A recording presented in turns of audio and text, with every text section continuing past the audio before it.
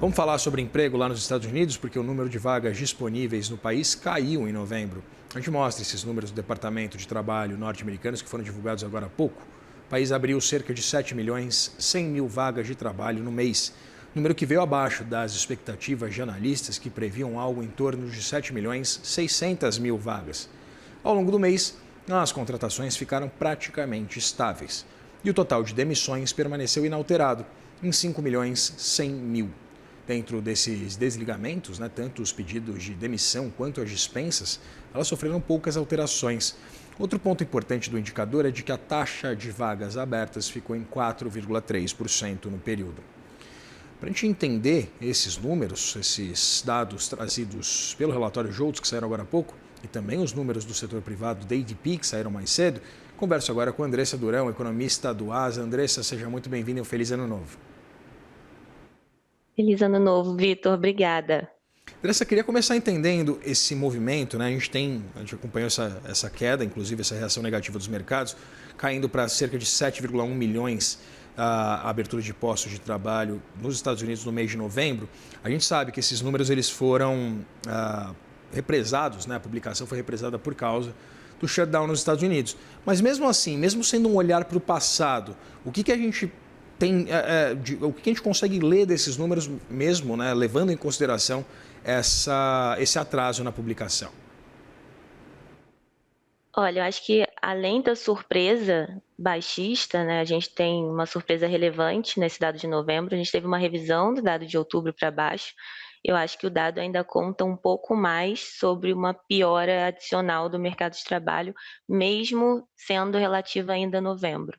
Isso porque quando a gente faz a conta da quantidade de vagas dividido pela quantidade de desempregados, a gente tem um número ali abaixo de 1, que indica que o mercado de trabalho está desaquecido. Então, esse número ele traz algumas novidades, eu diria, em relação ao cenário nos últimos meses, além do que a gente estava vendo já com o payroll que a gente tinha até aqui, o ADP que a gente tinha e a pesquisa da taxa de desemprego, que por mais que o último dado divulgado não tenha sido tão confiável, a gente joga tudo, no bolo e vê o que sai dali. Então, somando o JOLTS a essas outras 3 pesquisas, é mais um sinal na direção de um arrefecimento maior do mercado de trabalho, não só no sentido de uma desaceleração da oferta, mas também uma desaceleração da demanda por trabalho. Porque se a gente tem mais desempregados do que vagas disponíveis, isso significa que o empregador ele está diminuindo, o ímpeto de contratação. Então, não é só uma questão da oferta menor por conta de uma imigração menor e a galera indo embora dos Estados Unidos. Tem também ali o empregador diminuindo a quantidade de vagas, porque talvez ele não esteja produzindo tanto, talvez não tenha tido tanta demanda dos últimos meses. Então, esse dado ele é importante sim, mesmo sendo de novembro, até porque os últimos dados que a gente teve de novembro não são tão confiáveis assim. Então, até mesmo quando a gente vê essa quantidade de desempregados que a gente está usando para fazer essa conta, a gente tem que ver se ela é correta, se ela é confiável, porque talvez esse número abaixo de 1 também não seja, porque a pesquisa da taxa de desemprego de novembro, ela foi feita com base em uma pesquisa cheia de ruídos, relacionados tanto à questão do shutdown, quanto também à questão dos desempregados que foram contabilizados no mês de outubro, nos meses de outubro e novembro, por conta de toda a demissão que aconteceu no governo ao longo do ano. Então, muitos ruídos nas pesquisas, mas olhando para os dados divulgados hoje, não só o JOLTS, mas também o ADP, que aí é de dezembro, um ADP mais novo, mais fraco. E mesmo que o ADP não esteja trazendo um sinal tão relevante para o payroll nos últimos meses, ainda assim é uma pesquisa relevante, muito por conta de ser uma pesquisa mais confiável nesse momento.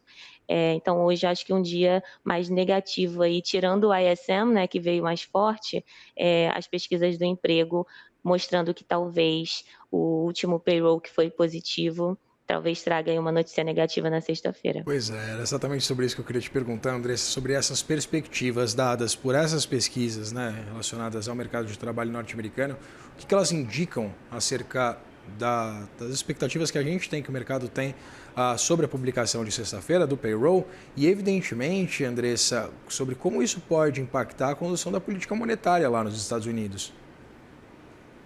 Claro. Então, geralmente, apenas quando a pesquisa do ADP vem com muitas mudanças negativas ou positivas, né, em relação às expectativas, em alguns setores específicos, principalmente mais cíclicos, é que há uma diferença, uma mudança nas expectativas para o payroll do mês. Isso não deve acontecer nessa pesquisa de hoje, até porque a surpresa ela foi de certa forma pequena, né, era esperada ali 50.000, veio 41.000. Então, as estimativas para o payroll de sexta-feira provavelmente vão ser mantidas pela maioria das casas, e há uma expectativa que não é baixa. Ali acima de 60.000 ainda significaria uma criação de vagas, né, um ritmo de criação de vagas que está dentro do que hoje é considerado neutro para o payroll, ou até um pouquinho acima do neutro, né?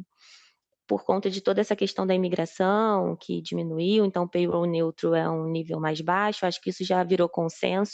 O próprio Powell, na última coletiva, né, do Fed, indicou que a média de payroll de ali em torno de 45, 50.000, 60 a gente pode considerar, seria uma média aceitável. Então eu estou entendendo que o Fed está olhando já para um payroll bem mais fraco do que dos últimos anos e aceitando que é um equilíbrio novo do mercado de trabalho.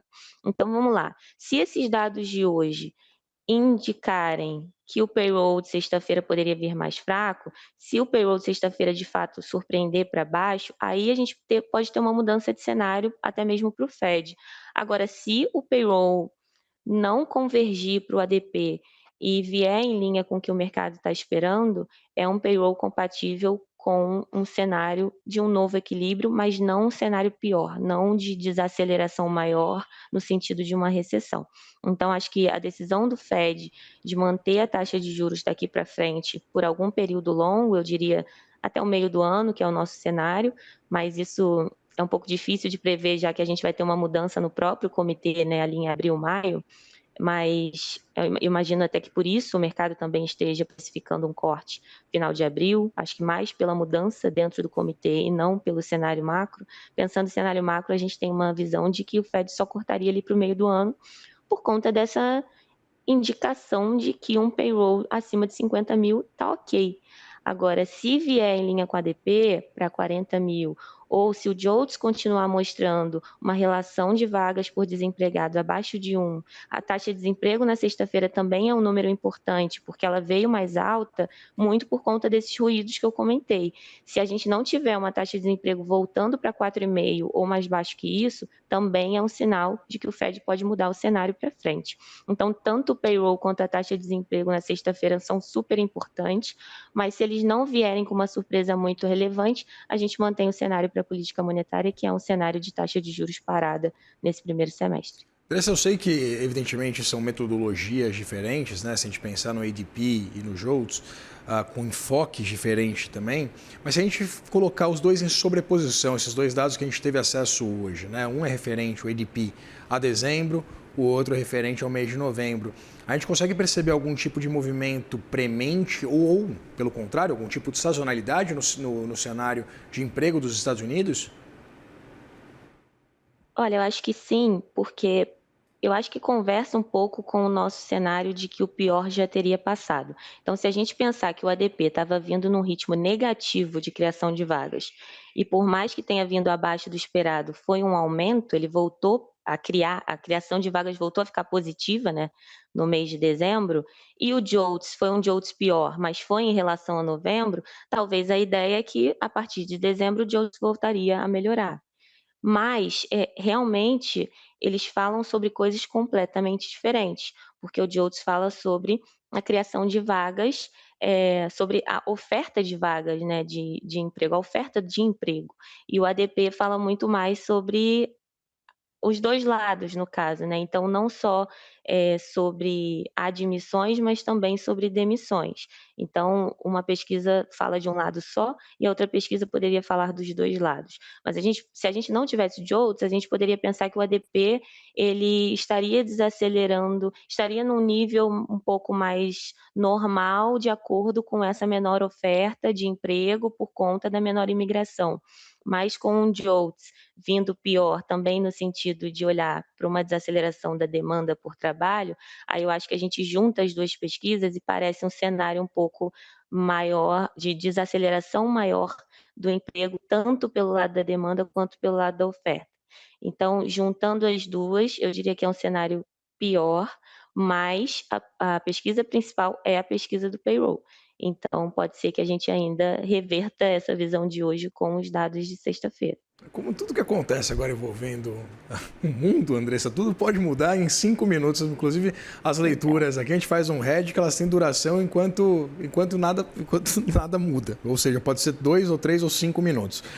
Andressa, pensando nessa manutenção, praticamente esse total de demissões inalterado em 5.100.000, dentro desses ligamentos, tantos pedidos de demissões quanto as dispensas sofrendo poucas alterações, queria entender exatamente por que as empresas estão evitando demitir dentro desse cenário de cenário de emprego mais desaquecido nos Estados Unidos. Eu queria entender exatamente essa correlação. Uma manutenção de emprego deveria ser bom. Então, eu acho que essa parte das demissões não estarem acontecendo ou terem acontecido só em alguns setores, elas explicam essa desaceleração da oferta. Se você tem menos imigrantes, se você tem menos mão de obra, né, uma oferta de mão de obra menor, se você demitir, quem você vai contratar? Vai ser difícil de contratar. Então, eu acho que do lado do empregador, ele segura um pouco as demissões, mas ao mesmo tempo ele não está abrindo vaga nova, porque ele não tem demanda para atender. Eu acho que quando a gente chega nesse momento em que a gente precisa olhar para os dois lados, fica realmente difícil você decifrar o que as pesquisas estão mostrando. Por isso que eu acho que tem um movimento de desaceleração acontecendo dos dois lados. E o ponto positivo é, se a gente não está vendo demissão, a gente provavelmente não está indo para uma recessão. E aí entra uma outra pesquisa também, que é a pesquisa do seguro-desemprego, né, que o Jobless Claims que a gente tem toda semana, e a gente não vê um aumento. Então, de fato, todas as pesquisas estão alinhadas nesse sentido de não mostrarem demissões. Isso é um ponto super positivo. Então, a gente continua confiando que esse cenário não recessivo permanece, mesmo com uma desaceleração do ritmo de emprego ou do ritmo de criação de vagas. Andressa, você mencionou esses setores, né, que foram mais ou menos atingidos. Eu queria entender o que, do ponto de vista qualitativo, a gente consegue interpretar acerca exatamente dessas vagas com uma necessidade maior de mão de obra mais ou menos qualificada. Quais são essas vagas que não têm demissões ou, evidentemente, quais são as vagas resilientes no mercado de trabalho norte-americano? Por enquanto, a gente não está vendo uma clareza muito grande, uma separação muito grande por setores, mas a gente sabe que alguns setores seguraram bem o emprego nos Estados Unidos nos últimos anos e outros não. Pensando na parte de imigração, a gente está muito de olho no setor de construção, principalmente, e também alguns outros setores de serviços que utilizam muito mão de obra imigrante. E aí, se a gente começa a ver que as vagas estão sendo seguradas, né? Os empregadores estão segurando os empregos mais nesses setores, a gente pode definir, né, e tirar dali a conclusão de que é porque a oferta por mão de obra está baixa e eles não vão demitir porque não tem quem contratar. Por enquanto, a gente não está conseguindo ainda fazer essa separação de quais são os setores que estão demonstrando que o mercado de trabalho está desacelerando via oferta e quais via demanda. A gente tem alguma ideia do que poderia acontecer, mas ainda não está conseguindo visualizar esse efeito, tá? Então, por enquanto, a gente está olhando para o número cheio. O número cheio, ele, de certa forma, as pesquisas estão conversando, não, por mais que não seja exatamente mês a mês ali a comparação, por exemplo, ADP e payroll, a gente prefere olhar uma média móvel de alguns meses, para poder entender o que está acontecendo no ciclo. Por enquanto, todas as pesquisas mostram uma desaceleração, mas não uma desaceleração muito profunda. Por enquanto, todas as pesquisas mostram que não há muitas demissões, e aí quando a gente abre setores, a gente ainda não consegue ver se tem um puxando muito e o outro não, mas é algo que eu acho que pode ficar um pouco mais claro nos próximos meses, principalmente quando as pesquisas começarem a tirar um pouco esses ruídos que a gente teve em 2025. Conversei com a Andressa Durão, economista do ASA. Andressa, muito obrigado novamente pela disponibilidade de conversar com a gente aqui no Maré. Eu que agradeço. Tchau, tchau. Até mais.